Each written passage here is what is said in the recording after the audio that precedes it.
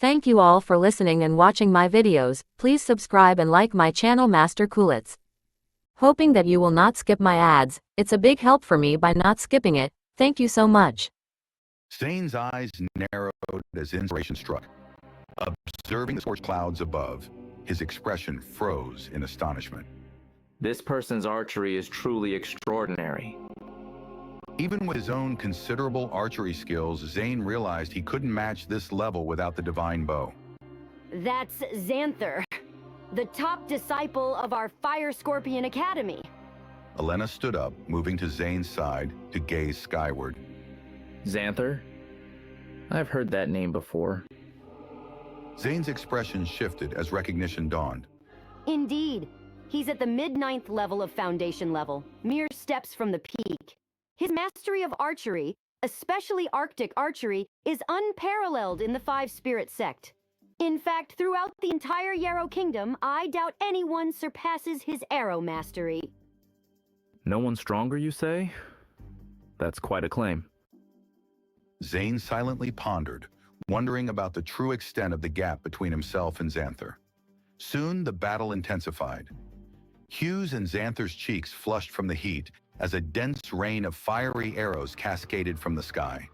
Hundreds, perhaps thousands of projectiles filled the air. Though each flaming arrow's individual power seemed modest, their combined force was overwhelming. The onslaught's momentum resembled heavy rain battering banana leaves, with a tiger's ferocious vigor. The arrow barrage collided with Hugh's sword radiance, exploding on impact. Thousands of fire waves surged across the arena, forming a ferocious fire python under Xanther's expert control, all aimed at Hugh. By the gods, this is incredible! Countless arrows falling like raindrops. Xanther's archery must have reached its absolute peak. Without a doubt. In the entire Yarrow Kingdom, Xanther's archery stands unrivaled. He has no equal. One at the peak of the 8th Foundation level stage, the other at the 9th. Yet the power they're unleashing far surpasses Foundation level limits. They might even challenge a first stage intermediate level practitioner. Zane's fighting spirit ignited as he observed the intense battle, a mix of excitement and determination coursing through him. Such immense power. Is this the true strength of the top disciples from Azure Dragon and Fire Scorpion Academies? I must push myself to match them. Zane believed that if he tapped into the full extent of his skills, he might indeed be able to contend with either combatant. In the arena, Hugh wielded his flower print sword with precision. The burst of sword energy shattered the surrounding fire waves. Rather than retreating, he pressed forward aggressively. Hugh's sword radiance erupted like a blazing meteor, obscuring his face. In mere instants, he unleashed dozens of strikes, each more terrifying than the last.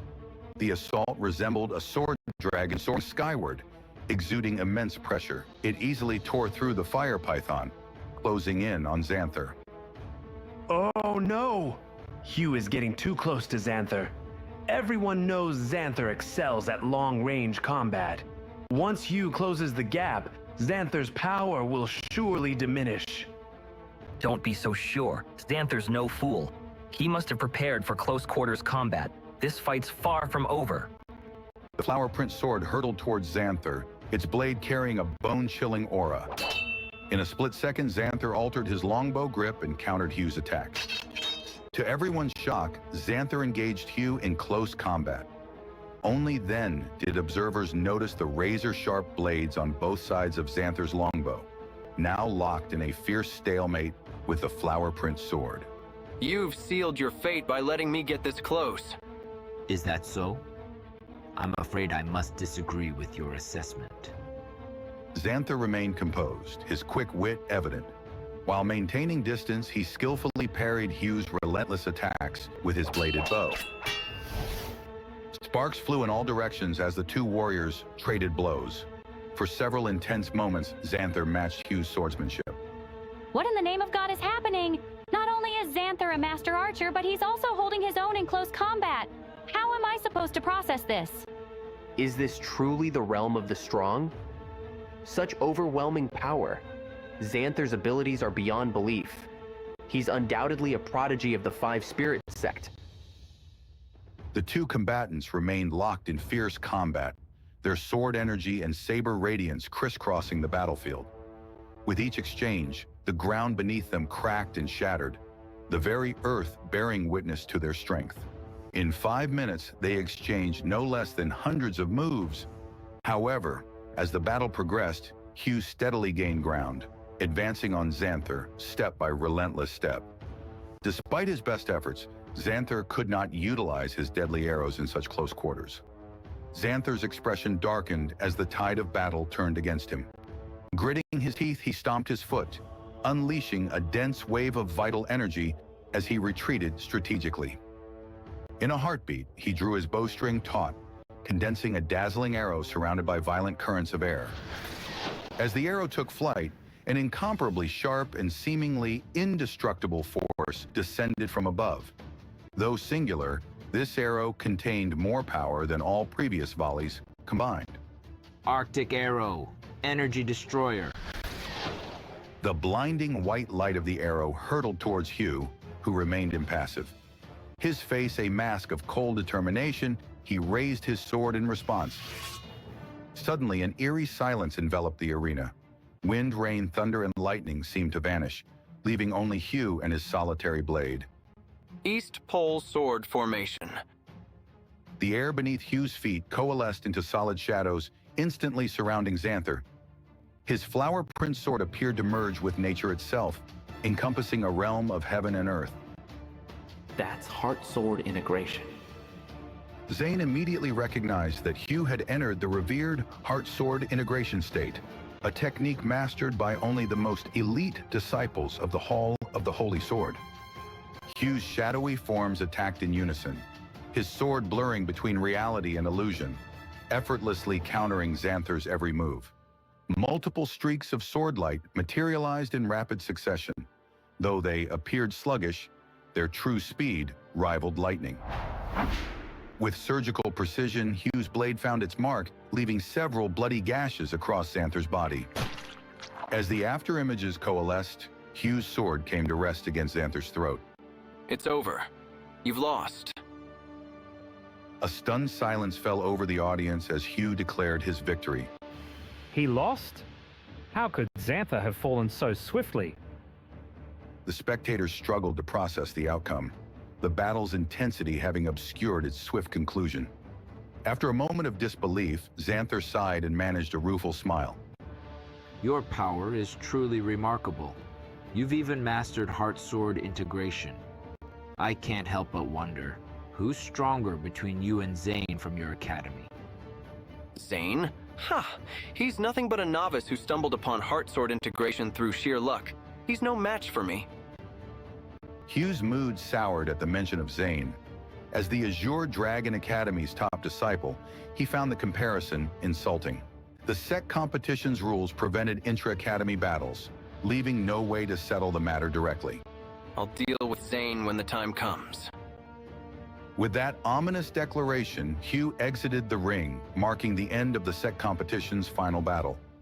On another side of the arena, a White Wolf Academy disciple stood unchallenged in their ring. Meanwhile, Zane engaged in a hushed conversation with Elena.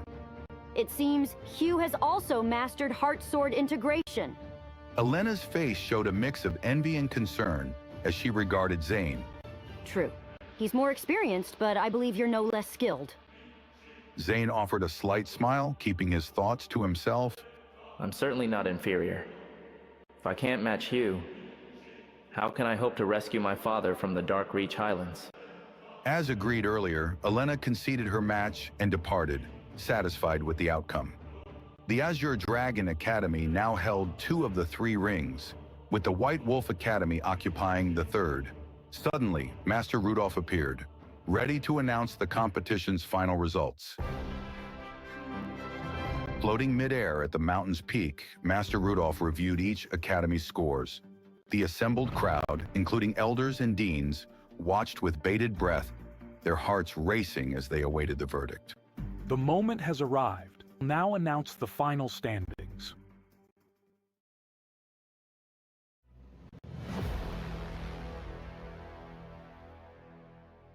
In the charged atmosphere of the Five Spirit sect, the grand reveal of the Cultivation Academy's rankings unleashed a wave of emotions.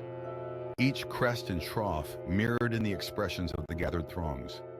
As the noise of the crowd ebbed into a low anticipatory hum, the ancient scoreboard, a massive slate etched with glowing runes, shimmered brightly in the center of the arena.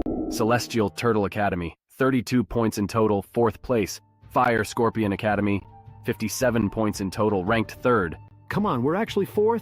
This can't be. Why is our ranking so low this time? Alas, it's really disappointing. I guess it's because the ranking of the Azure Dragon Academy went up, so we went down. As the echo of their disbelief rippled through the crowd, a tangible sense of defeat clung to the robes of the Celestial Turtle Academy disciples. Each member stood, shoulders slumped, faces clouded by a mix of disbelief and resigned acceptance. Their years of arduous training seemed insufficient under the towering shadows of their competitors, notably the resurgent Azure Dragon Academy. I didn't expect the Azure Dragon Academy to get 2nd place this time. I can't provoke them in the future, especially those close to Zane Martell. But in the end, the one occupying the 1st place will never change. Still our academy. The White Wolf Academy disciples, arrayed in their distinct silver and blue uniforms, stood tall and defiant. Their voices carried a mixture of surprise and undisguised pride over the sea of murmurs. The confidence exuding from them was palpable, as if woven into the very fabric of their garments. The Azure Dragons have shown their fangs this year, but it is a momentary glint in the darkness. The night, as always, belongs to the wolves. Amidst this charged atmosphere, a deeper narrative wove through the reactions and conversations. Stories of rivalry, personal ambition, and the relentless pursuit of excellence. The ground beneath their feet seemed to pulse with the energy of centuries-old traditions and the whispers of sect ancestors, urging their descendants to surpass and excel. Each year, the tides of fate challenge us, and it seems this time, the currents have pushed us back to shore before we could reach the horizon. The elders' words, steeped in wisdom and the weight of experience, floated softly amongst his disciples, a gentle reminder of the cyclical nature of success and failure. Yet his eyes, old but bright with a scholar's curiosity, scanned the arena, taking in not just the defeat, but the spirit of resilience that began to kindle among his students. This is but a moment in time. Let it fuel your fires, not extinguish them. The master's voice, gruff and as coarse as the sands of their homeland, cut through the softer murmurs of his academy's disciples. He stood like a beacon among them, his stance unyielding against the backdrop of transient defeat. Next year, the flames of the Fire Scorpions will burn even brighter. We will take this loss, learn from it, and forge it into the steps of our ascent. As the disciples of the Fire Scorpion Academy rallied around these words, a new resolve settled over them. Their defeat was merely a prelude to what they promised each other would be a fiery resurgence. Meanwhile, the arena itself seemed to breathe with the life of the gathered spectators, each inhale and exhale a symphony of hopes and dashed dreams. The towering pillars that held the ancient structure whispered countless battles fought in the physical and spiritual realms, each etching further into the stones the legacy of the Five Spirits sect. Fear not the dragon's temporary ascent. Remember the wolf's endurance. We adapt, we overcome, and above all, we lead. This utterance struck a chord, echoing the relentless spirit that had historically defined the White Wolf Academy. It wasn't just a statement of hope, but a declaration of enduring supremacy, a reminder to all that while others could win battles, the war was far from over. As the crowds began to dissipate, the echoes of the day's revelations lingered in the air, mingling with the fading light. The stage was set not just for a year of reflection and renewal, but for a brewing storm of competition that promised to shake the very foundations of the Five Spirit sect. The sect, bound by tradition and the unyielding pursuit of cultivation excellence, braced itself for the chapters yet unwritten, where each disciple's mettle would be tested under the unforgiving gaze of history in the ever-watchful eyes of their ancestors. The air, now cooling as dusk approached, seemed to whisper secrets of the past and promises of the future, ensuring that today's outcomes were but the prelude to more intense confrontations and higher stakes in the tapestry of their lives. But the tides of fate were about to turn in the most dramatic of ways, a pivotal moment that would reshape the standing of the cultivation academies within the Five Spirits sect. The Azure Dragon Academy earned a total of 85, and they are thereby ranked first. Gasps, murmurs of disbelief spread like wildfire, a collective intake of breath that seemed to suck the air from the vast arena. Eyes widened, jaws dropped, and the silence that followed was thick with astonishment. What the heck? The Azure Dragon Academy has surpassed us in winning first place? This is beyond comprehension. Zane Martel is phenomenal. Long live Zane Martel.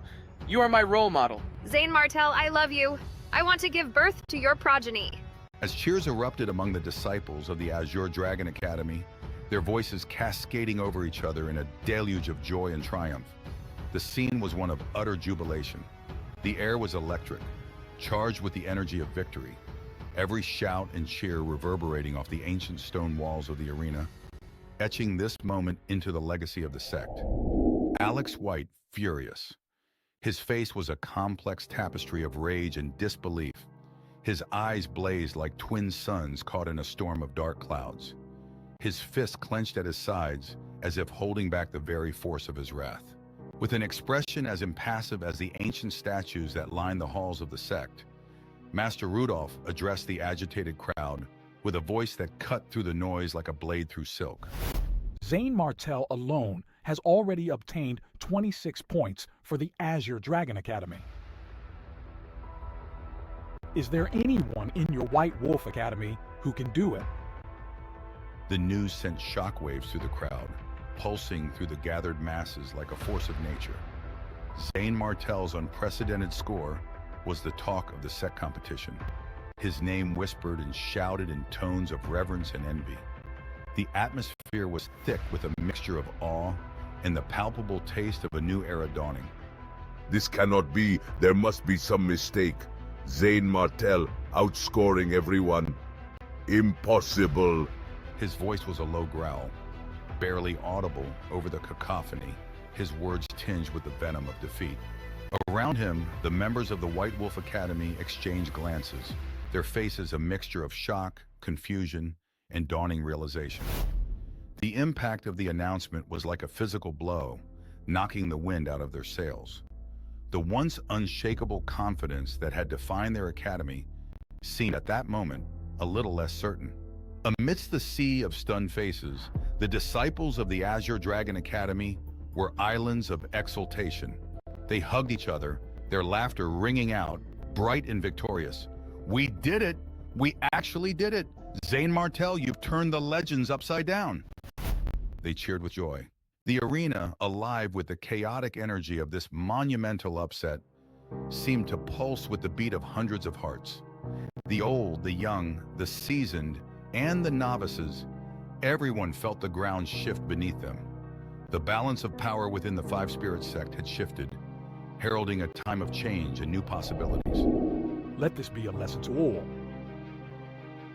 Complacency breeds failure. Today, a new champion rises, not from luck, but from unwavering dedication and skill.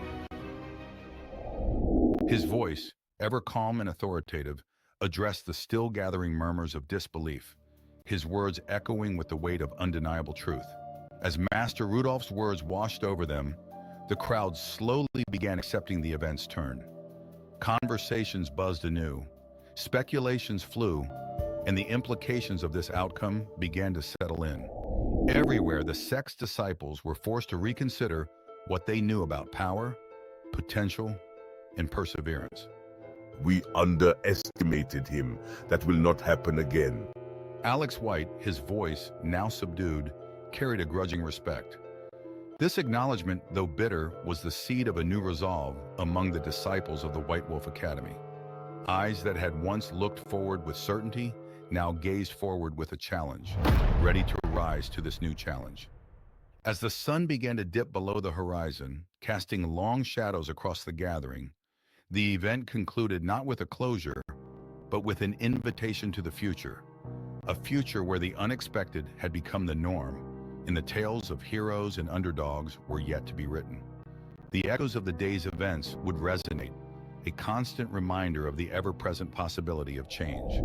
Good. What a great Zane Martel, Xavier. You must protect your disciple well. It won't be good if he meets his end before he could grow stronger, will it? The thinly veiled threat hung heavily in the air, echoing ominously around the arena. Alex White's words, laced with malice, were not lost on the gathered crowd, whose murmurs of concern grew louder. The atmosphere thickened with tension, palpable and as sharp as the blade of a sword.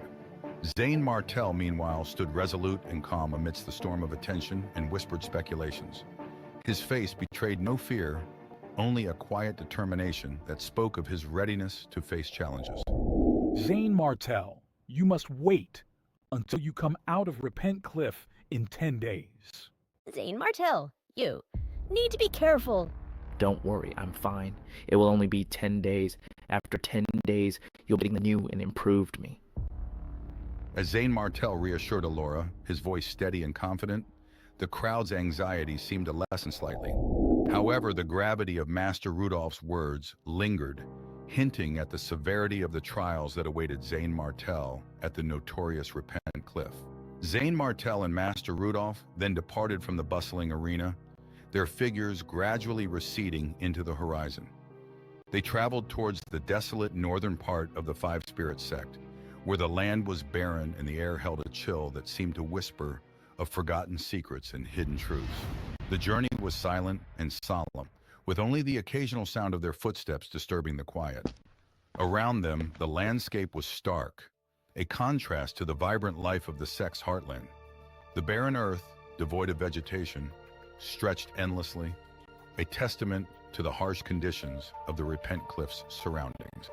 I violated the sect rules and am only sentenced to 10 days of secluded meditation. I don't know if they really want to punish me, or if the sect leader intends to cover me up. Zane Martel's thoughts were a turbulent sea as he walked, his mind grappling with the uncertain nature of his punishment. Was it truly a penalty, or perhaps a covert protection? The ambiguity of his situation weighed heavily on him. Each step towards the cliff, a step deeper into contemplation. Finally, they arrived at a solitary, stark cliff. The edge loomed ominously, overlooking a vast abyss that swallowed light and hope alike. Here, Zane Martel was to face his reflection, both literal and metaphorical, in the solitude of a simple, Spartan wooden hut perched precariously at the brink. The hut was sparsely furnished, a bed, a table, and a single chair, all as bare as the landscape outside. The austerity of his new abode was a stark reminder of the forthcoming days of solitude and introspection. What is the secret of the Heavenly Sword technique? Prince Jorah, Lyle Martel, and Bram should know it. But the three of them are the same, even in the jaw of death. They would rather bring the secrets to their graves. Inside the hut, Zane Martel discovered a sheepskin scroll hidden within Prince Jorah's ring. Its surface aged and lines filled with the dense script of ancient teachings. The scroll held secrets long buried, secrets that might change the course of his destiny. What mysteries does the Heavenly Sword technique hold? And can Zane Martel uncover them before time or danger catches up to him? His fingers trace the ancient characters, a surge of resolve stealing his spirit. Here in this place of solitude, Zane Martel was not just serving a punishment. He was on the brink of uncovering truths that might shake the foundations of the Five Spirits sect.